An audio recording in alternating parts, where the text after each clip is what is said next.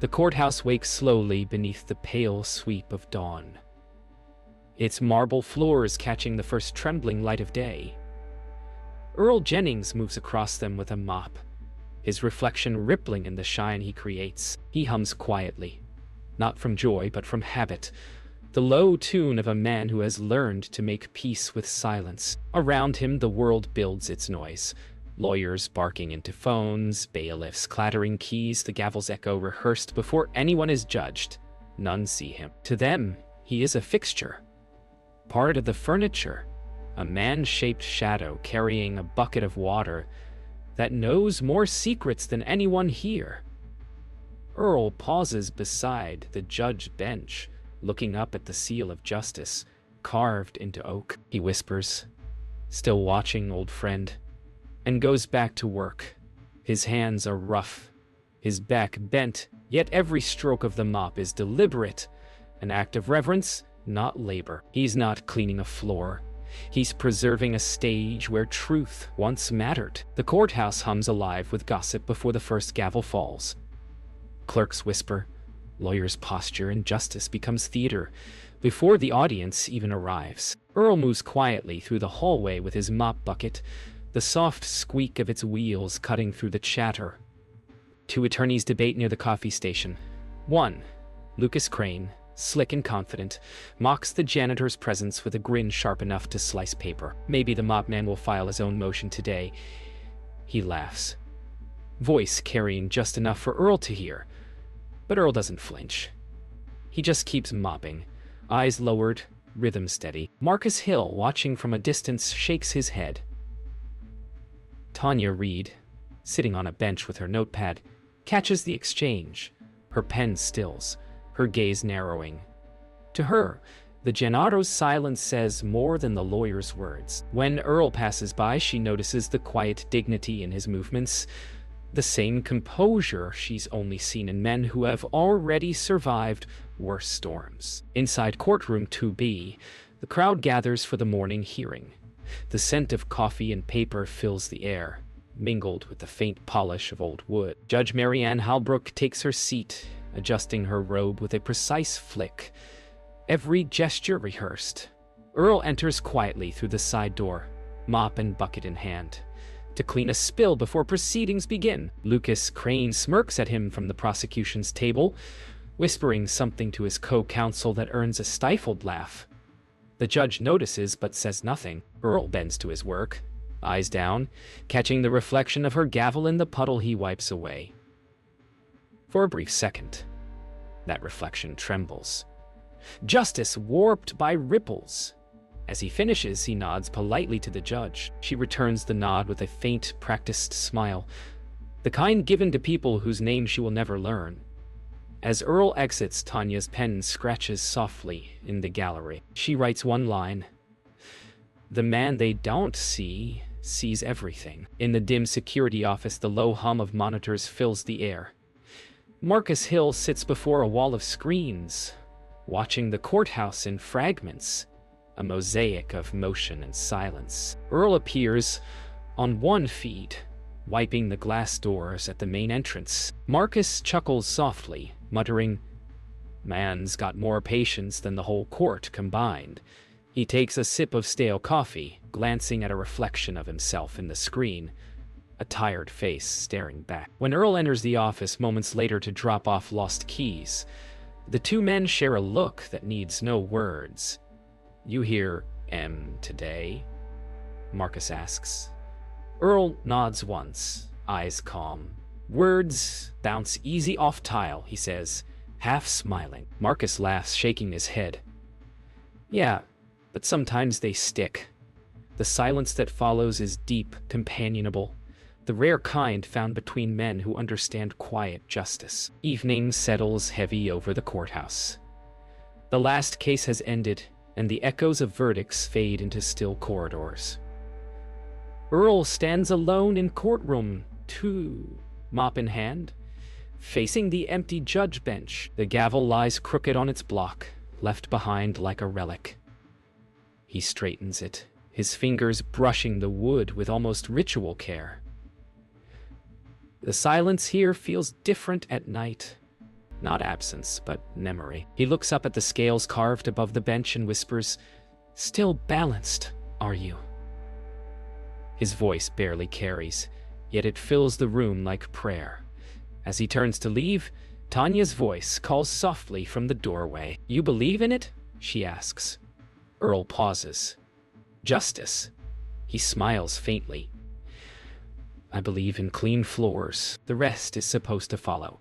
She studies him for a moment, something sparking in her eyes, recognition of depth where others saw none. When she leaves, Earl glances back at the polished surface. In its reflection, his weary face blurs into the symbol of justice above. One man, two worlds, bound by truth. The courtroom buzzes with tension. The high-profile corruption case against a local councilman has drawn cameras, reporters, and ambition, like moths to a lamp. Earl moves quietly along the back wall, mopping a trail of mud tracked in by the press.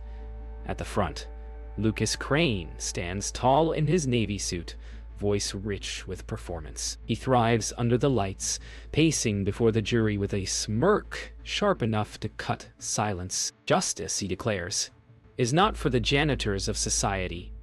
It's for those who build it." The words hang heavy, and the laughter from the gallery lands like a slap. Earl freezes mid-motion.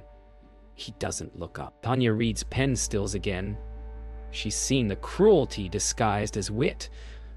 Marcus shifts uncomfortably near the doorway. The judge offers no rebuke. Only the sound of Earl's mop resumes, slow, steady, unbroken. The heartbeat of a man whose silence speaks louder than their noise. During recess, the courthouse cafeteria hums with idle talk. Lucas Crane holds court at the coffee counter, surrounded by junior attorneys eager to mirror his bravado. "You should have seen his face." Lucas laughs, stirring sugar into his espresso. He just kept mopping like it was beneath him to respond. "Guess some people know their place." His laughter echoes, sharp and hollow. At a corner table, Earl sits alone, eating a simple sandwich from a brown paper bag. Marcus joins him, setting down a tray. "You don't have to take that," Marcus mutters. Earl smiles faintly, eyes calm. "If I start taking, I stop choosing." Tanya, sitting a few tables away, overhears. Her gaze flickers between the men, one drunk on pride, the other grounded in quiet strength. She jots in her notebook. They mistake silence for submission. Late afternoon. Earl returns to the courtroom to clean before the next hearing. He finds coffee spilled across the prosecutor's table, carelessly left behind by Lucas. Without hesitation, he begins to wipe it up. The doors swing open and Lucas enters mid-call, laughing into his phone. Seeing Earl bent over his mess, he smirks. "Careful, old man," he says loudly. "Wouldn't want to stain justice, would we?" A few clerks chuckle from the hallway. Earl says nothing. He finishes, wrings out his rag, and places it neatly back in the bucket. Then quietly, he looks up at Lucas and says, "Justice stains easy. That's why I keep it clean." The words hang still, heavier than they should. Lucas falters, momentarily stripped of his arm. Tanya, standing unseen by the door, watches, the smallest smile curving her lips. That evening, the courthouse empties except for Earl and Tanya. She lingers under the pretense of collecting notes, but watches him as he locks up the courtroom. "Why do you stay?" she asks, voice soft. Earl glances at her, his expression unreadable. "Someone has to keep it honest," he replies. She studies him, his posture straight, movements precise, eyes heavy with unspoken things. "You talk like you've seen this all before," she says. He gives a faint smile, long enough to know how quickly clean things get dirty. The conversation lingers between them, an invisible bridge of understanding. Tanya scribbles a line in her notebook as he walks away. The janitor, who speaks like a judge. The next morning, the courthouse is alive with rumor. A meme has circulated, a photo of Earl pushing his mop during court, captioned "Custodian of Justice." Laughter fills the corridors. Even the judge can't fully hide her smirk. Earl walks through it all, his eyes forward, his steps unbroken. Marcus catches up to him. "It's not right," he says quietly. "They'll choke on their pride soon enough." Earl stops, smiles softly. "Pride doesn't choke easy, Marcus, but it always trips." Later, as he enters the courtroom, the laughter fades into awkward silence. Tanya stands, meeting his gaze with a look of respect that silences even Lucas for a heartbeat. The janitor walks past them all, sets down his mop, and begins to clean the floor where justice will soon stumble. The courthouse break room hums with the low buzz of gossip.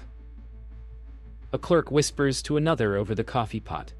Something about the courthouse's mysterious benefactor who signs all maintenance checks. Some say it's a retired lawyer, one says. Others think it's a firm from the city. Their laughter dies when Earl walks in to empty the trash. The silence feels heavy, almost reverent. He offers a polite nod, but their eyes linger a little too long now. Curiosity replacing mockery. Tanya sits in the corner, feigning disinterest while taking notes. She's traced the paper trail of donations and contracts, and a pattern has started to form. Initials EJ on every ledger. As Earl walks out, she follows him with her eyes, realizing that the invisible man might just be holding the courthouse together. Tanya's apartment glows with the soft amber of a desk lamp. Stacks of courthouse files, donation records, and payment ledgers cover the table. She flips through pages until one name repeats again and again. E. Jennings Foundation. Each record traces back to courthouse renovations, scholarships for legal interns, and even the judge's new office wing. Her pulse quickens as she types the name into her laptop. A headline appears from years ago. Philanthropist Earl Jennings disappears after wife's death. Her eyes widen. The photo shows a younger Earl in a dark suit, smiling beside a woman with kind eyes. She glances toward her notes, whispering, "It can't be." But deep down, she already knows. The janitor who cleansed the floors funds the very halls of justice. Judge Marianne Halbrook sits in her chambers, the blinds drawn against the afternoon sun. A letter rests open on her desk, a routine update from the E. Jennings Foundation confirming continued funding for courthouse maintenance and salaries. Her eyes narrow at the initials. E.J., she whispers, tapping her manicured nail against the paper. There's a flicker of fear behind her calm. She calls her assistant. Find out who this foundation's trustee is. The assistant nods and leaves quickly. Alone, the judge exhales and glances toward a framed photo of herself at the courthouse ribbon cutting. A smiling Earl Jennings barely visible in the background. Her fingers tremble as she sets it face down. For the first time in years, her authority feels borrowed. Night falls over the courthouse. The halls are empty except for Earl and Marcus. Marcus leans against the wall, arms crossed. They're starting to whisper about. They've been whispering my whole life. Marcus frowns. It's different now. Judge looks nervous. Crane's been asking questions. Earl finishes wiping a brass plaque, then straight. Truth has a way of knocking even when no one's home, he says. Marcus studies him for a moment, then sighs. You're not just cleaning this place, are you? Earl turns, his eyes lit with quiet fire. No, I'm making sure what's dirty gets seen. The words hang like thunder in the empty corridor, echoing between marble walls that have never felt more alive. The next morning, Tanya arrives early, her heart pounding. She walks straight to Earl, who's mopping near the main entrance. Earl, she says quietly. I know who you are. He pauses, leaning on the mop handle, eyes meeting hers with calm inevitability. Then you also know why I can't be who I was, he replied. They don't need another benefactor. They need to see themselves. She hesitates. You could expose them. Fix all of it. Earl shakes his head gently. Justice doesn't need fixing. People do. He resumes mopping, the rhythm steady, the truth undeniable. Tanya watches him in awe. For the first time, she understands. He's not hiding from power. He's teaching those who abuse it what humility looks like. The morning begins with chaos. Phones ring across the courthouse, voices raised, doors slamming. A local news station has broken the story. Anonymous courthouse benefactor revealed. Jennings Foundation linked to maintenance employee. The headline spreads faster than the flu. Earl Jennings, the janitor, sits in the security office beside Marcus, silently sipping coffee. Marcus stares at the screen, stunned. "You knew this would happen," he mutters. Earl nods slowly. "You can't keep truth mopped forever," he says, setting his cup down. Across the building, Lucas Crane storms into Judge Halbrook's chambers demanding answers. Tanya watches it all unfold from a distance, both exhilarated and afraid. The Invisible Man has become the courthouse's mirror, and no one likes what they see reflected. Judge Halbrook's office feels smaller than ever. She paces behind her desk, robe half open, eyes wide with desperation. "How could we not know?" she hisses, slamming a folder shut. Lucas Crane stands nearby, loosening his tie, sweat beading at his temple. "You told me the donors were anonymous," he retorts. "How was I supposed to know the janitor was the one paying for this place?" She glares at him. "You mocked him in my courtroom, Lucas. You made him a spectacle." Silence fills the space. Outside, camera flashes pulse through the blinds like lightning. She finally sinks into her chair, defeated. "Do you understand what this means? Every paycheck, every renovation, every trial, it all ties back to him." Her voice breaks to a whisper. "We laughed at the man who owned our integrity." By noon, reporters flood the courthouse steps. Cameras flash, microphones extend, and voices overlap in a frenzy. Earl steps outside through the side door, his mop and bucket in tow. The crowd turns as one. Questions fire like bullets. "Mr. Jennings, why the disguise? Are you seeking revenge? What do you plan to do now?" Earl raises a hand gently, and the noise fades. His voice, calm and measured, carries over the crowd. "This courthouse belongs to justice, not ego. I came here to clean, not just floors, but consciences." Seems the floors were easier. A ripple of silence passes through the reporters. Tanya watches from the steps, her heart swelling with something like awe. Behind him, the courthouse stands gleaming in the afternoon sun. For the first time, truly transparent. Inside the courthouse, chaos turns to shame. Lucas Crane avoids every reporter, ducking through back halls. Clerks whisper as he passes. His arrogance has drained from him like color from his face. Judge Halbrook sits in the empty courtroom, robe folded neatly beside her. She stares at the polished gavel before her.